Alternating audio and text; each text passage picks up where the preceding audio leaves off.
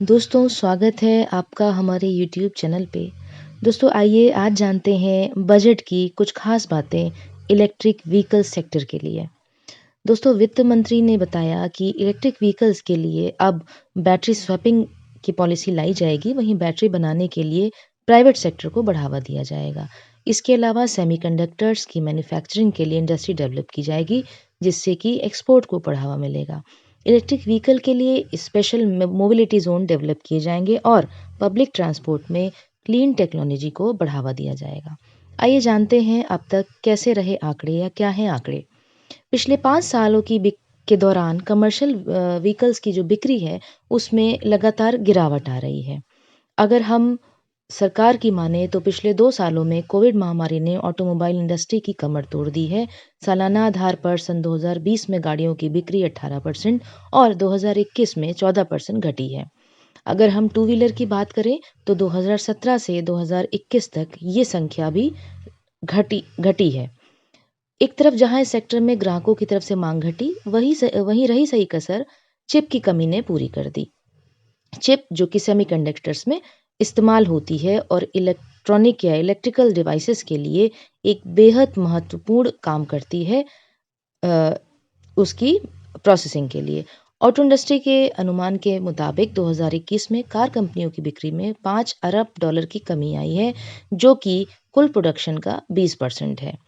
Electric vehicles की demand in दिनों बहुत तेजी से बढ़ रही है, लेकिन सेमीकंडक्टर्स में इस्तेमाल होने वाली चिप की मैन्युफैक्चरिंग को देखते हुए भविष्य में इसकी कमी आने की उम्मीद है।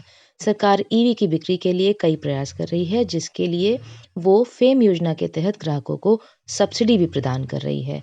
साल भर में गाड़ियों की कीमतें आसमान में पहुंचने की कुछ वजह हैं, जिनमें कि सेमीकंडक्टर्स की चिप भी एक बहुत बड़ी वजह है। इस सरकार के इस प्रयास के चलते ईवी की बिक्री में पिछले 1 साल में 167% की ग्रोथ हुई। 2021 में 3,29,190 ईवी की बिक्री हुई, जबकि उसके पहले ये बिक्री कम थी। पिछले 5 सालों के दौरान कमर्शियल व्हीकल्स की बिक्री में भी फर्क देखने को मिला है। किन बदलावों से होंगी ईवी की मुश्किलें आसान?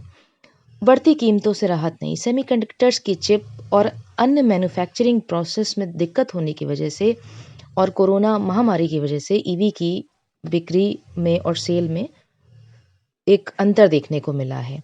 लोगों का कहना है, जनता का कहना है कि ईवी के लिए टैक्स में भी छूट दी जाए, जिससे कि इसकी बिक्री को बढ़ावा मिले। इसके साथ ही साथ चार्जिंग स्टेशन इंफ्रास्ट्रक्चर बढ़ाया जाए और शहरों में हर 3 किलोमीटर में और गाँव में हर 20 किलोमीटर में चार्जिंग स्टेशन लगाए जाएँ। भारत दुनिया का 5वां सबसे बड़ा ऑटोमोबाइल बाजार है, जिससे देश के जीडीपी में 7.5% हिस्सेदारी ये दे पा रहा है।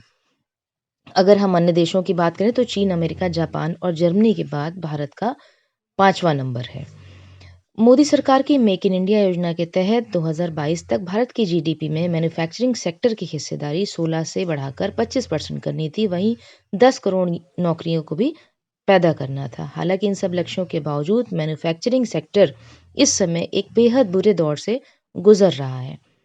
उम्मीद है कि इन कमियों को दूर करने के बाद निकट भविष्य इलेक्ट्रिक व्हीकल्स के लिए स्वर्णिम युग साबित होगा।